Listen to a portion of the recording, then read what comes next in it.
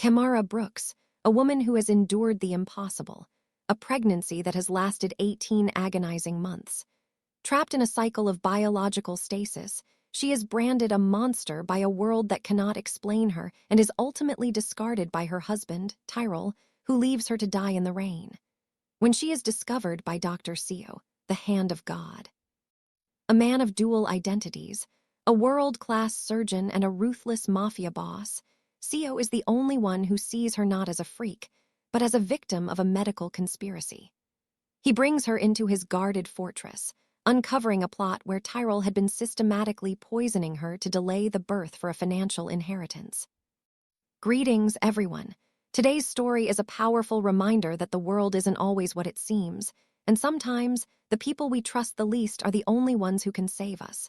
I want to give a huge welcome to our new viewers. Grab a seat because this is a journey you won't forget. And also share, and subscribe to this channel for more mystery stories. Now let's dive in. The rain did not just fall, it punished. It was a cold, relentless assault that turned the dust of the city into a thick, swallowing mire, drenching Kamara Brooks until her dark skin took on an ashen, grayish hue. She was only 30 years old, but as she dragged her feet through the sludge, she moved with the labored, heavy gait of someone who had lived a century of sorrow.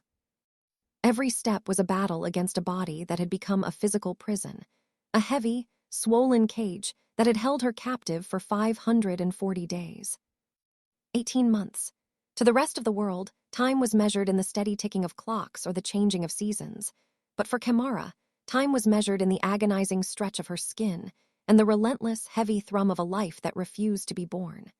She clutched her massive, swollen belly, a figure so distended from the 18-month pregnancy that it seemed to defy the laws of nature. Her natural curly hair, once her pride, was now a damp, messy tangle matted with the grit of the alleyways.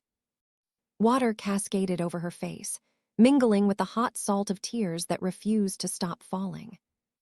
She remembered the beginning, a time that felt like a different life. She and Tyrell had been happy once. He was a man of 35, muscular and athletic, always draped in the stiff, formal business attire of a man who demanded respect from the world. When the test first turned positive, he had held her and promised a future of security. But as the 9th month passed without a contraction, his muscular frame seemed to stiffen with something other than pride. By the 12th month, his clean-shaven face had hardened into a mask of cold frustration.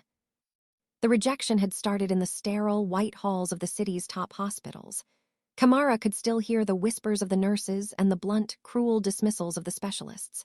"It's a hysterical pregnancy," one had said without looking her in the eye. "You're a medical impossibility," another snapped, accusing her of fraud despite the visible, heartbeat-thumping evidence of her condition. Eventually, the medical world, the very people sworn to help, simply stopped opening the doors. They saw her as a freak, a glitch in their textbooks that they would rather ignore than solve. But the deepest wound had been dealt at home. Tyrell, obsessed with his image and his rising status, couldn't handle the whispers of the neighbors or the stain her condition put on his perfect life. The man who was supposed to be her protector became her primary tormentor. He began to look at her not with love, but with a visceral, skin-crawling disgust. "You're not a woman," he had hissed on that final, terrible night, his eyes flashing with a cold anger that showed no hint of the man she had married. "You're a monster. No human stays pregnant for 18 months.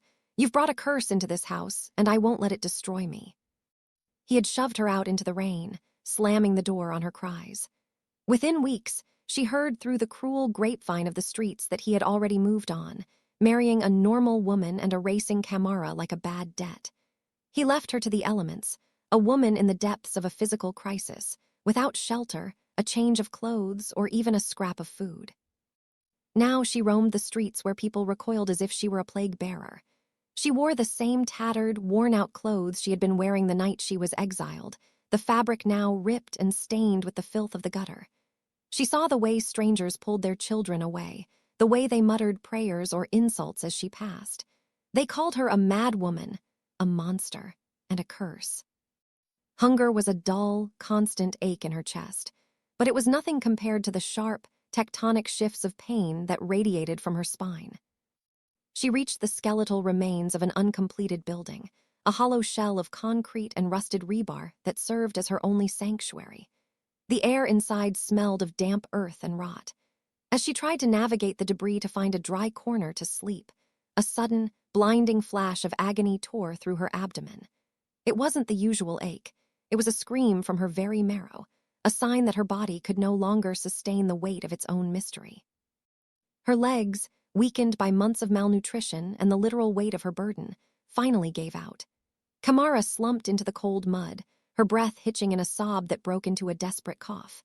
She reached out, her fingers clawing at the wet gravel, trying to find the strength to stand, but her spirit was as broken as her body.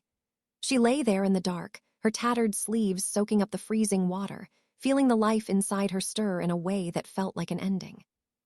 She closed her eyes, ready to let the darkness take the woman the world had already discarded. She was alone, a monster dying in the dirt, until the low, predatory hum of a high-end engine began to vibrate through the wet pavement. The final suture was more than just a medical necessity, it was a signature. Dr. Seio pulled the thread with a grace that bordered on the divine, his medium-light skin gleaming under the harsh, white glare of the surgical theater. Around him, the nurses held their breath. In this room, he was the hand of God, a man of 35 who had mastered the art of cheating death. But as he stepped away from the table, his dark hair damp with the sweat of a 4-hour procedure, the doctor began to recede, and the boss began to emerge. He shed his surgical gown with a practiced flick, revealing the blue scrubs and the stethoscope that defined his daylight hours. But as he pulled on his dark suit jacket, the weight of it felt different, intentional. Tucked into the inner lining was a cold, steel reminder of his other life, a customized handgun that never left his side. He was a man of dualities, a slim but fit figure who could navigate a boardroom, a ballroom, or a back alley execution with the same chilling composure. Leaving the hospital, the automatic doors hissed open to reveal a world in chaos. The rain was a relentless, vertical ocean, drowning the neon lights of Seoul and turning the streets into a blurred watercolor of gray and black.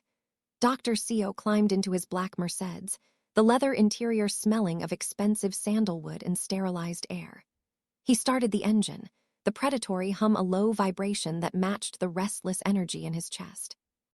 Usually, the drive to his secluded mansion was a time for mental filing, categorizing which medical supplies needed ordering and which rival syndicates needed adjusting. But tonight, the air felt thick, charged with a static that made the hair on his arms stand up. As he skirted the edge of a derelict district, a graveyard of half-finished skyscrapers and skeletal concrete, a sudden, visceral pull of energy slammed into him. It wasn't a sound or a sight. It was an instinct, the same one that told him when a patient was slipping away or when an assassin was hiding in the rafters. He slammed on the brakes. The Mercedes skidded on the slick asphalt, its headlights cutting through the downpour like twin blades of light. They illuminated a shape in the mud, something that looked like a pile of discarded rags until it moved.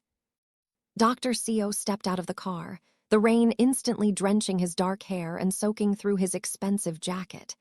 He didn't care. He moved with an athletic, focused gait toward the unfinished building.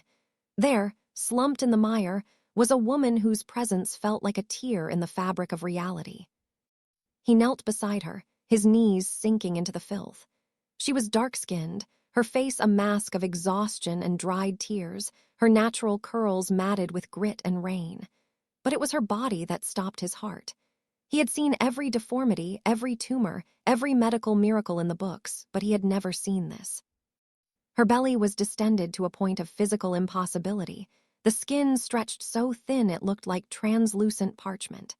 Her tattered clothes were ripped, exposing the sheer scale of a pregnancy that looked like it had been stolen from an ancient myth.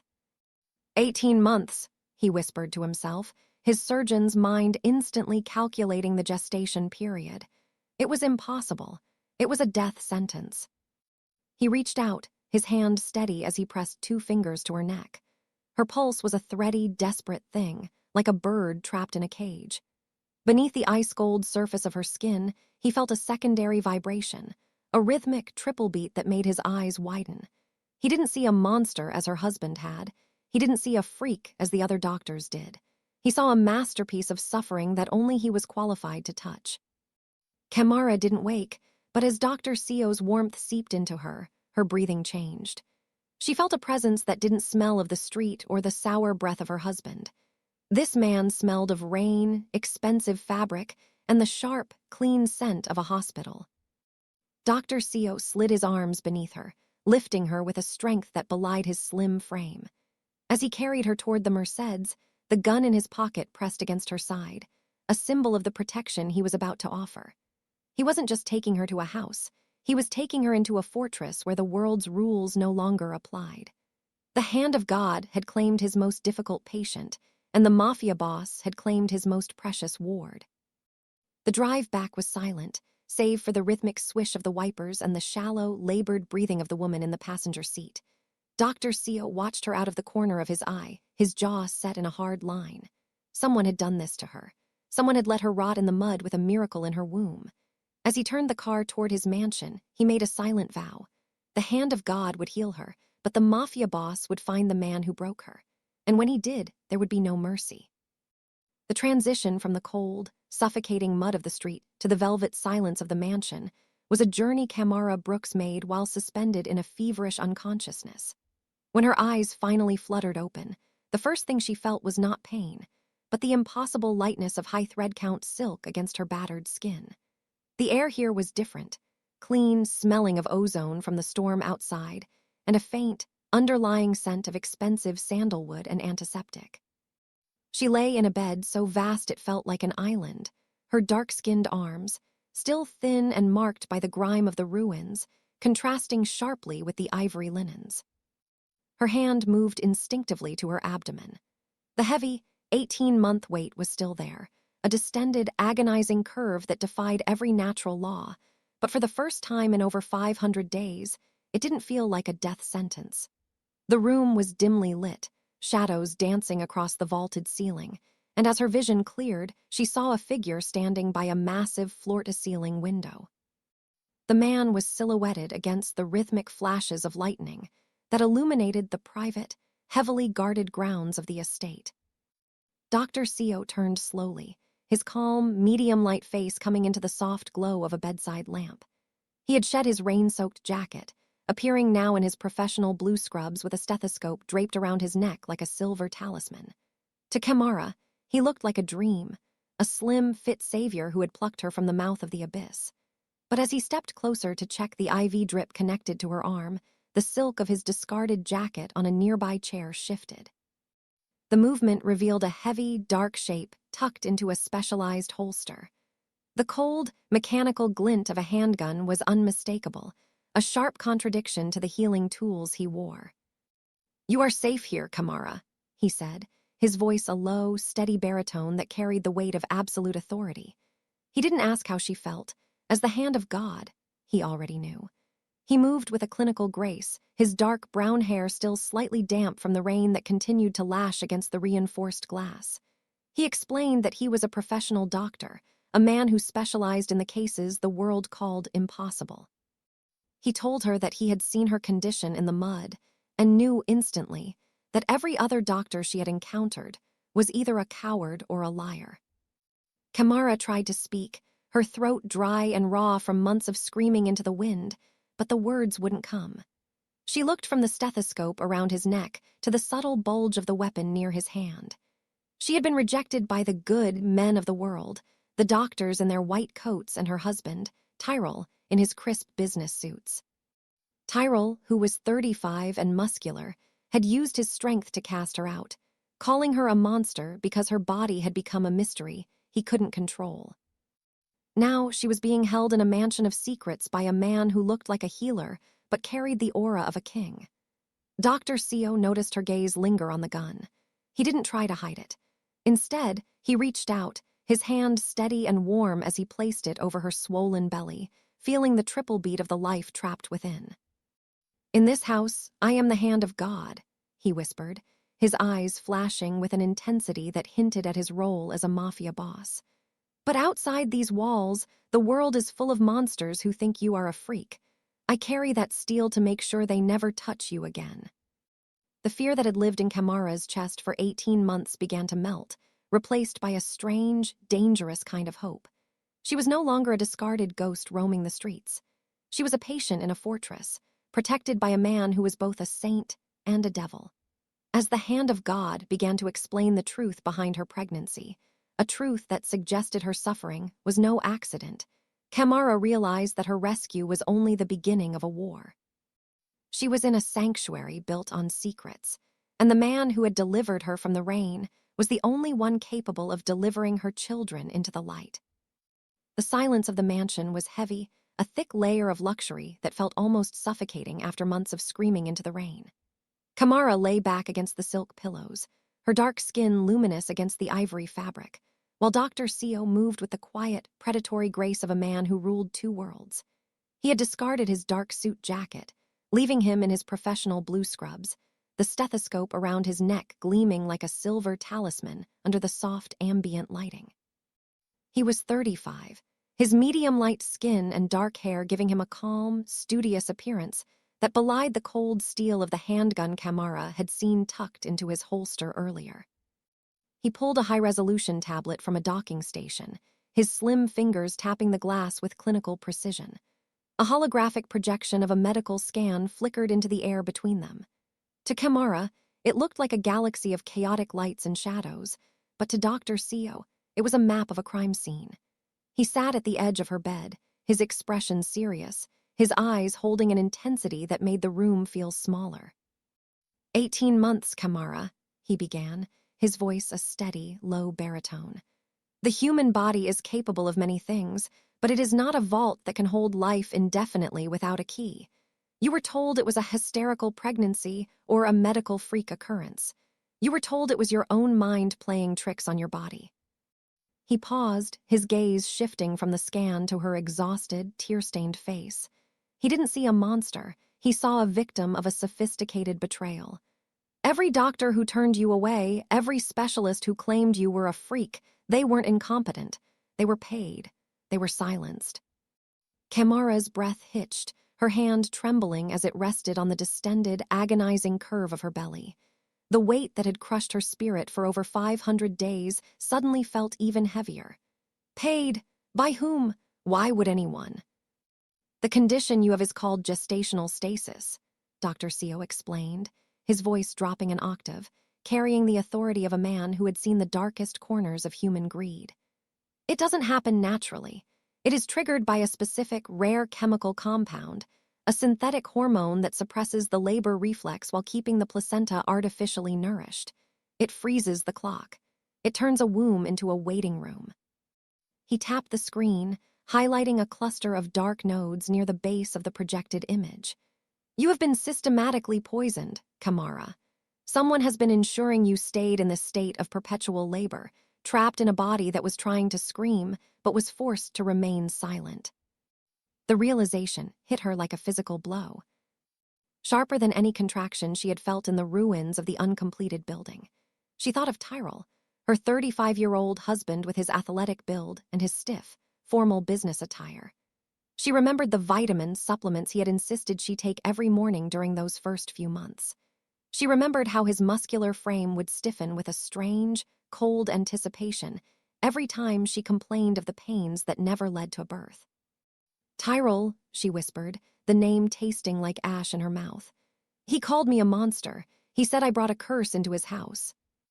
Dr. Seio's jaw set in a hard line, a flash of his Mafia Boss persona flickering behind his calm, doctor's eyes. He didn't want a child, Kamara. He wanted an insurance policy. There is a trust fund, a legacy tied to the birth of his heirs that he couldn't access until a specific legal window had passed. By keeping you in stasis, he was waiting for the market to turn, for the legalities to align so that when these children are finally born, they aren't just his sons, they are his keys to an empire. The hand of God reached out, his hand steady and warm as he placed it over the rhythmic, triple beat of her abdomen. But he made one mistake. He assumed no one would ever be skilled enough to see the chemical signature he was hiding. He assumed you would die in the mud before someone found you who was both a master of medicine and a king of the shadows. Kamara looked at her savior, seeing the duality of the man who stood before her. He was a doctor who could perform miracles, but he was also a man who carried a gun to protect his secrets. She wasn't just a patient anymore. She was a witness to a conspiracy that reached from the boardroom to the operating room. "It was no accident, Kamara," Dr. Seio said, his eyes locking onto hers with a promise of vengeance. "Your husband discarded you like trash once he realized the stasis was becoming too public to hide. He thought the streets would finish what the chemicals started. But in this mansion, the rules of the world don't apply. I am going to purge those toxins from your system, and I am going to deliver your children." For the first time in 18 months, the fear that had defined Kamara's existence was replaced by a cold, sharp-edged rage. She was no longer a monster or a curse. She was a mother who had been hunted, and she had just been found by the only man dangerous enough to hunt back. As Dr. Seio stood to begin the preparation for her surgery, Kamara realized that the war for her children's lives had finally moved from the shadows into the light. The digital world has a way of turning tragedy into a spectacle, and within the reinforced walls of the mansion, Dr. Seio knew exactly how to weaponize the spotlight. For 18 months, Kamara Brooks had been a ghost, a whispered rumor of a monster hidden in the shadows of the city. But on this evening, as the rain continued to lash against the floor-to-ceiling windows of the estate, she was being transformed into a miracle. Dr. Seio, his medium-light skin appearing calm and focused, directed his private media team with the same clinical precision he used in the operating room. He had shed his dark suit jacket, standing in his professional blue scrubs with a stethoscope around his neck, the dual nature of his identity as a healer, and a king of the underground hidden behind a lens of sophisticated broadcast equipment. Kamara sat in a plush armchair of ivory silk, her dark skin glowing under the warm studio lights that had been brought into the library. She wore a dress of flowing, deep blue fabric that draped elegantly over the distended, agonizing curve of her belly. Her natural curly hair had been revived, framing a face that no longer carried the grime of the ruins, but instead held a regal, quiet strength. She looked like a queen in exile, a far cry from the tattered, worn-out woman who had slumped into the mud only nights before.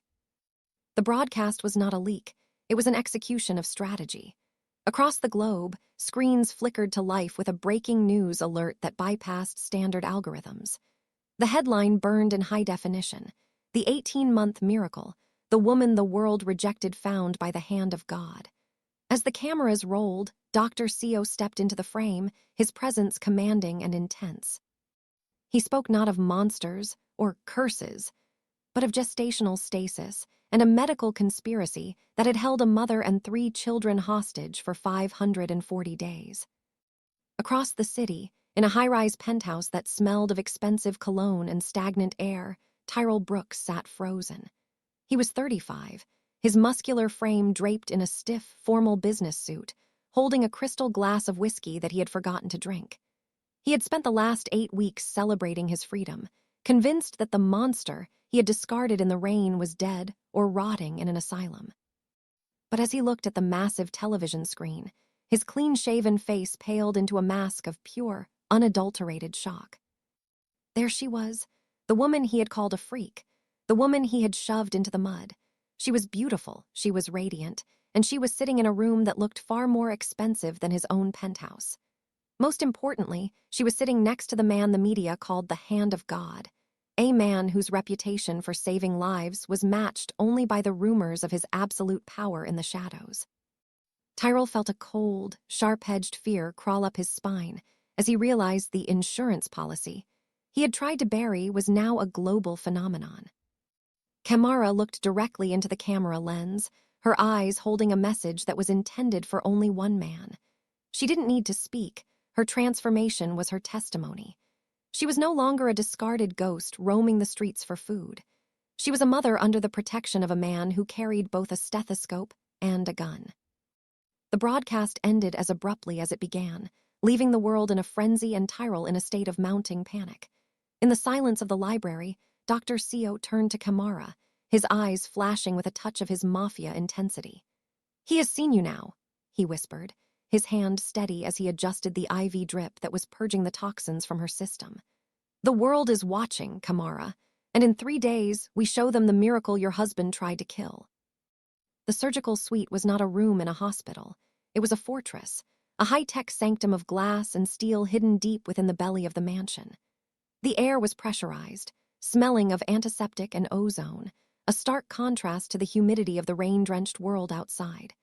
Dr. Seio stood at the head of the theater, his dark hair pulled back, his medium-light skin illuminated by the crisp, white glare of the overhead surgical lights.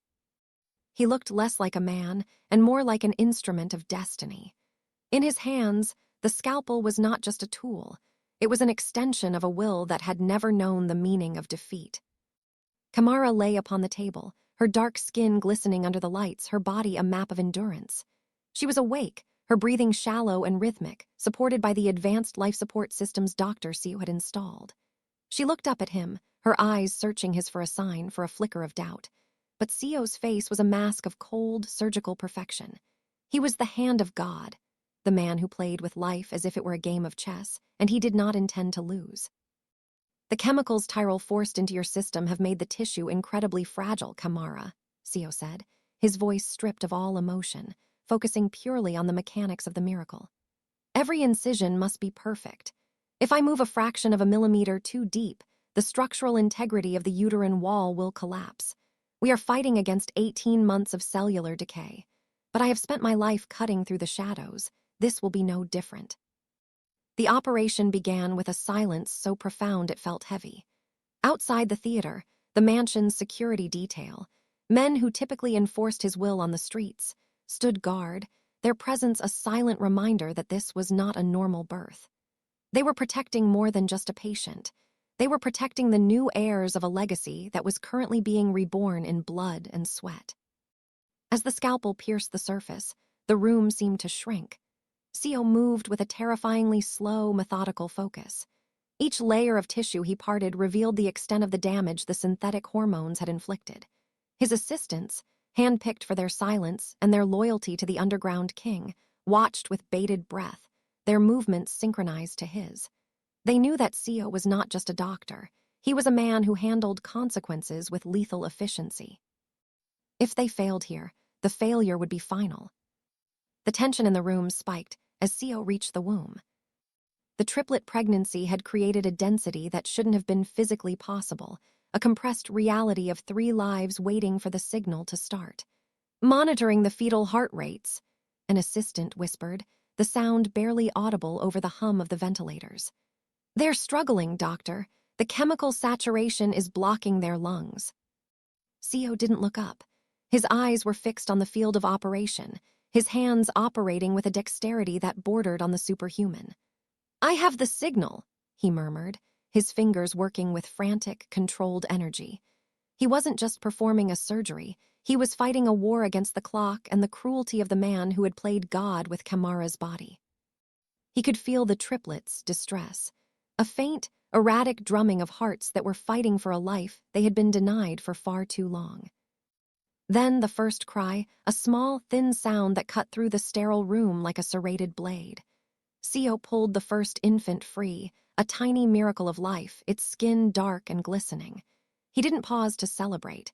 He moved with ruthless speed, clearing the airways, passing the baby to the waiting medical team. First one is stabilized. Move to the second. The room became a blur of motion. The second birth was a struggle, the chemical stasis creating a resistance that made the muscles scream, but Seio's hands remained as steady as stone. He felt the weight of the triplets, the weight of Kamara's suffering, and the weight of his own vow to destroy the man who had orchestrated this. When the third child was finally lifted from the dark, the room erupted in a quiet, breathless relief. 3 lives, 3 survivors, 3 miracles born out of a tomb of chemical lies. Seio stepped back, his scrubs stained with the evidence of his victory, his breath hitching in his chest for the first time that night. He looked down at Kamara, who had drifted into a peaceful, medicated sleep. She looked different. The heavy, agonizing curve of her belly was gone, replaced by a quiet, flattened peace. She looked no longer like a woman who had been discarded, but like a woman who had been resurrected. Clean them up, Seio ordered, his voice returning to the cold, authoritative tone of a mafia boss. And ensure the security perimeter is doubled. The broadcast has made the world curious, but Tyrell Brooks will be coming to claim what he thinks is his. He needs to understand that what was discarded in the mud has been reclaimed by a power he cannot comprehend. He washed his hands in the basin, watching the pink, diluted blood swirl down the drain. The hand of God had delivered the impossible, and the Mafia Boss had secured the future. As he walked toward the door, his hand instinctively brushed the cold, hard weight of the gun at his side. He didn't just have a surgical victory, he had a new objective. He would make sure the world, and specifically Tyrell, learned that the cost of touching his miracle was absolute, total, and final. The weeks that followed the surgery were a profound, unsettling silence, a peace so absolute that Kamara Brooks often woke in the middle of the night, reaching for the heavy, agonizing weight that had defined her existence for 18 months. But her hands would find only the cool, smooth silk of her nightgown and a stomach that was slowly reclaiming its natural form. In the nursery down the hall, the rhythmic breathing of 3 infants served as a living metronome, ticking away the seconds of a life she had once thought was over. 8 weeks. In the outside world, the media frenzy had reached a fever pitch before settling into a low, speculative hum. Within the walls of Dr. Seio's estate, time moved differently.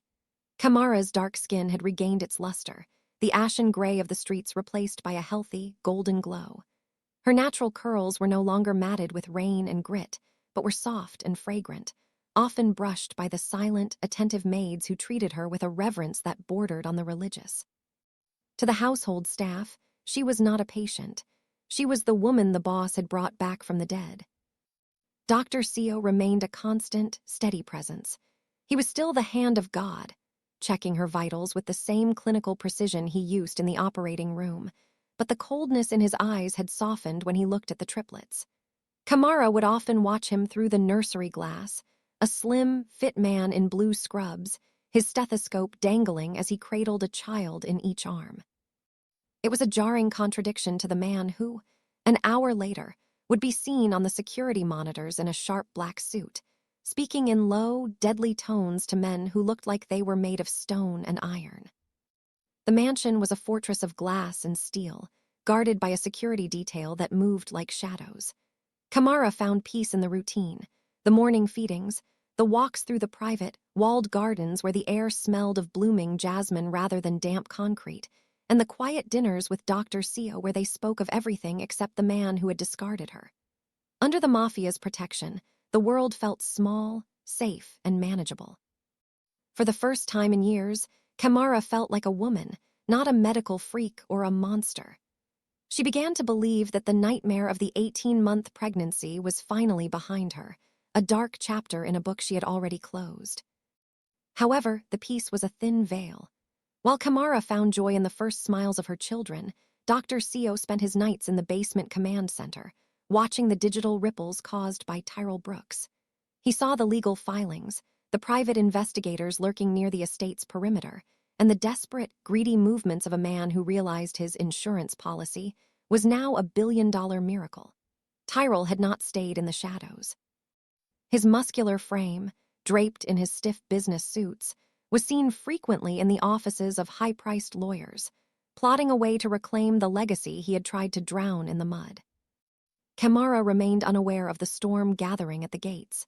She spent her afternoons on the terrace, watching the sun set over the distant city skyline, feeling a sense of gratitude that made her chest ache. She didn't know that Tyrell had already signed the papers to demand a custody hearing, or that he was telling the press he had been searching frantically for his troubled wife. She didn't see the way Dr. Seio's jaw tightened every time a new report came in, or how his hand would instinctively drift to the cold, hard weight of the gun in his pocket. The 8 weeks of peace were a gift, a period of healing that Kamara desperately needed, but they were also a countdown. As she sat in the nursery, singing a low, melodic lullaby to her sleeping triplets, she felt truly at rest. She believed she was under the protection of a doctor who had performed a miracle. She didn't yet realize that she was also the centerpiece of a war between a man who viewed her as property and a man who viewed her as a sacred trust. The peace was beautiful, but it was the silence that comes before the first crack of lightning. The morning sun had barely begun to burn through the mist hanging over the estate's manicured gardens when the silence of the sanctuary was shattered. Kamara was in the sun-drenched nursery, her dark skin glowing in the soft light as she hummed a melody to the triplets. The children, now 8 weeks old and thriving, were a living testament to the miracle Dr. Seio had pulled from the darkness. But the harmony was broken by the sharp, rhythmic crunch of gravel beneath heavy tires. From the nursery window, Kamara watched as 3 black sedans, stark and aggressive, pulled up to the main gates. Her heart, which had finally learned a steady, peaceful rhythm, skipped a beat. She saw a man step out of the lead vehicle, and the air seemed to vanish from her lungs. It was Tyrell. He looked exactly as he had the night he shoved her into the rain, 35, muscular, and draped in a charcoal gray business suit that cost more than most people earned in a year. His clean-shaven face was set in a mask of practiced, righteous indignation. Behind him followed a small army of men in stiff, matching suits, lawyers carrying leather briefcases like shields. Kamara stepped back from the window, her hands trembling as she clutched the railing of the nearest crib. The trauma of the street, the memory of being called a monster while she lay in the mud, came rushing back with a visceral force that made her stomach churn. She heard the heavy thud of the mansion's front doors opening, and then the low, vibrating murmur of voices rising from the grand foyer. Downstairs, Dr. Seio stood at the center of the hall, a pillar of ice in the face of the intrusion. He had traded his blue scrubs for a tailored black suit that hugged his slim, fit frame. He looked every bit the underground king. His medium-light skin pale and composed, his dark eyes holding a lethal stillness. He didn't need to reach for the gun in his shoulder holster. The sheer weight of his presence was enough to stop the group of lawyers in their tracks. "I'm here for my wife and my children," Tyrell's voice boomed, echoing off the marble floors. He didn't look like a man who had abandoned his pregnant spouse to die. He looked like a grieving husband who had finally found his lost family. "I have the marriage certificate. I have the birth records from the broadcast. You've held them here long enough, doctor. It's time they come home to a real father." Dr. Seio didn't blink. He waited until the echo of Tyrell's voice died down, the silence stretching until it became uncomfortable. "A real father," Seio repeated, his voice a low, dangerous silk. "Is that what you call a man who watches his wife labor for 18 months and decides the streets are a better hospital than his own home? I found her in the mud, Tyrell. I found her while you were celebrating your freedom with a new bride." Tyrell's muscular build tensed, his face flushing with a mix of anger and the first flicker of genuine guilt. But greed won out. "She was mentally unstable. I was trying to get her help and she ran. Now move aside. My lawyers have a court order for immediate custody. You're a doctor, not a kidnapper. Don't make this a police matter." At that moment, Kamara appeared at the top of the grand staircase. She wasn't the tattered, exhausted woman Tyrell remembered. She wore a dress of deep emerald silk, her natural curls styled in a regal crown, her dark skin luminous and healthy. She looked like a queen descending to face a peasant. The sight of her stopped Tyrell mid-sentence, his eyes widening as he took in the transformation. "I didn't run, Tyrell," Kamara said, her voice trembling but gaining strength with every step she took down the stairs. "You pushed me. You called me a monster. You told me the life inside me was a curse." "Kamara, baby, you were sick," Tyrell said, his voice dropping into a manipulative, soft tone that made her skin crawl. "The pregnancy. It did something to your head. I've realized my mistake. I want to make it up to you. We have a house, a life. The triplets need their father's name, not the charity of a stranger." One of the lawyers stepped forward, holding out a thick stack of papers. "Dr. Seio, these are the filings. As the legal husband and biological father, Mr. Brooks has the primary right to the children. Any further detention of Mrs. Brooks will be viewed as a criminal act." Dr. Seio finally moved, stepping between Kamara and the legal team. He took the papers, not to read them, but to hold them between 2 fingers like they were a piece of soiled trash. He looked past the lawyers, straight into Tyrell's eyes. The hand of God was gone, only the Mafia Boss remained. "You speak of names and charity," Seio said, his voice dropping into a whisper that felt like a cold blade. "But you forget whose house you are standing in. You think a piece of paper gives you a right to the miracle I delivered. You think your business suits and your athletic build make you a man." Seio turned to Kamara, his expression softening for a fraction of a second. Go back to the nursery, Kamara. Stay with the children. I'm not leaving them with him, she whispered, her eyes locked on Tyrell. You aren't, Seio promised. He turned back to Tyrell, his hand subtly shifting toward the inner lining of his jacket. Mr. Brooks, you have exactly 60 seconds to take your legal team and leave my property. If you are still here when the minute is up, the only thing your lawyers will be filing is a missing persons report for their client. The air in the room turned frigid. Tyrell looked at the slim, fit doctor and saw, for the first time, the shadow of the men standing in the corners of the room, men with hard eyes and hidden weapons. He saw the cold, absolute certainty in Dr. Seio's gaze and realized that the hand of God didn't play by the rules of the court. This isn't over, Tyrell spat, though he took a reflexive step back toward the door. I'll have the police here. I'll have the whole world know what you're doing. The world already knows she was pregnant for 18 months, Seio countered. And they will be very interested to know why a husband would want back a monster only after she gave birth to 3 healthy heirs. Go, now. Tyrell turned, his muscular frame looking stiff and defeated, and led his team back to the sedans. Kamara watched from the stairs as the cars sped away, but she felt no relief. She looked at Dr. Seio, who stood in the center of the hall, the legal papers crushed in his hand. He'll come back, she whispered. Dr. Seio looked up at her, the dark intensity in his eyes slowly receding. Let him. He thinks he's fighting a doctor for a wife. He hasn't realized yet that he's fighting a king for his family. The sirens that Tyrell had threatened never came. In the world Dr. Seio commanded, the police did not interfere with the business of kings, and the gates of the mansion remained a silent, iron barrier between Kamara's new life and the man who sought to destroy it. But the peace was gone. The air in the house had shifted from the sterile, hopeful scent of a hospital to the heavy, electric charge of a war room. Kamara spent the evening in the nursery, her dark skin pale under the dim nightlight, her natural curls casting soft shadows on the walls as she held all 3 of her children close. She could hear the low, rhythmic thrum of the rain beginning again outside, a haunting echo of the night she had been discarded. Downstairs, the hand of God had performed his final transformation.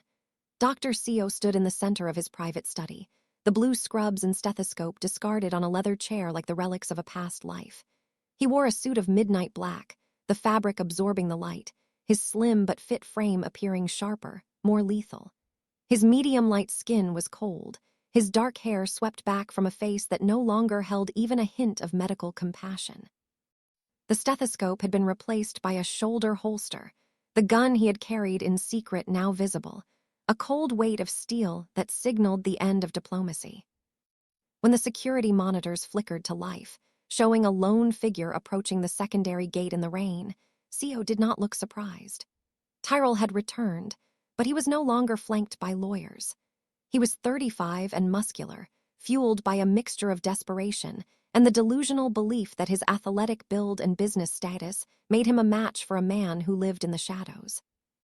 He moved through the downpour, his charcoal suit soaked, screaming for his property until the gates groaned open, not to welcome him but to swallow him. Dr. Seio met him in the courtyard, the rain lashing between them. Tyrell lunged forward, his muscular chest heaving with rage. You think you can just hide her? Those are my kids. That's my legacy. The movement was so fast Tyrell didn't see it coming. Seio didn't use a weapon. He used the clinical knowledge of the human body he had spent years perfecting. With a single, calculated strike to a nerve cluster in Tyrell's shoulder, the muscular man collapsed to his knees in the mud, the same mud where Kamara had nearly died 8 weeks prior. You speak of legacy, Seio said, his voice a low, terrifying whisper that cut through the thunder. He stood over Tyrell, looking down at him with an expression of pure, unadulterated mercy, the kind of mercy only a mafia boss provides. But you abandoned that legacy in the rain. You called the mother of your children a monster. You poisoned her with chemicals to wait for a legal window. You are not a father, Tyrell. You are an infection. Tyrell looked up, his clean-shaven face distorted by pain and the sudden, chilling realization of who he was actually fighting. He looked at Seio's eyes and saw no doctor there. He saw the abyss. He saw the man who commanded the city's underground, a man who viewed Tyrell's muscular build as nothing more than a collection of points to break. "Please," Tyrell stammered, his bravado dissolving into the mire. "I just wanted what was mine." "Nothing is yours," Seio replied, his hand moving to the grip of his gun. He didn't pull it, but the gesture was final. "I have purged your toxins from her body. I have delivered the children you tried to keep in a womb-shaped prison, and now I am going to purge you from their lives." Seio leaned in close, his intensity so great it seemed to push back the rain. "I am the hand of God when I heal, Tyrell, but when I protect, I am the devil. You will sign the full relinquishment of your rights tonight. You will leave the country. If I ever see your face in this city again, or if a single lawyer mentions your name in connection with Kamara, I will stop being a doctor. I will become a surgeon of a different kind. I will take you apart, piece by piece, and I will do it with the same precision I used to save the woman you tried to kill." The papers were brought out, wet with rain and held by a man in a black suit who stood behind Seio like a reaper. Tyrell's hand trembled so violently he could barely hold the pen, but he signed. He signed away the legacy, the heirs, and the woman he had called a monster. When he was done, the security guards dragged him to the gate and threw him into the street, the same street where he had left Kamara 18 months ago. Dr. Seio watched him disappear into the dark, then turned and walked back toward the mansion. He paused at the door, taking a deep breath, and began the slow process of pulling the doctor back over the boss. By the time he reached the nursery, the gun was hidden once more. Kamara looked up as he entered. She saw the dampness on his shoulders and the coldness slowly receding from his gaze. She didn't ask what had happened. She saw the peace in his steady hands. Dr. Seio knelt beside her, his hand warm as he touched the forehead of one of the sleeping triplets. "He is gone, Kamara," Seio whispered. "He will never come back. You and the children are under my protection now. Forever." Kamara leaned her head against his shoulder, her dark skin glowing in the safety of the nursery.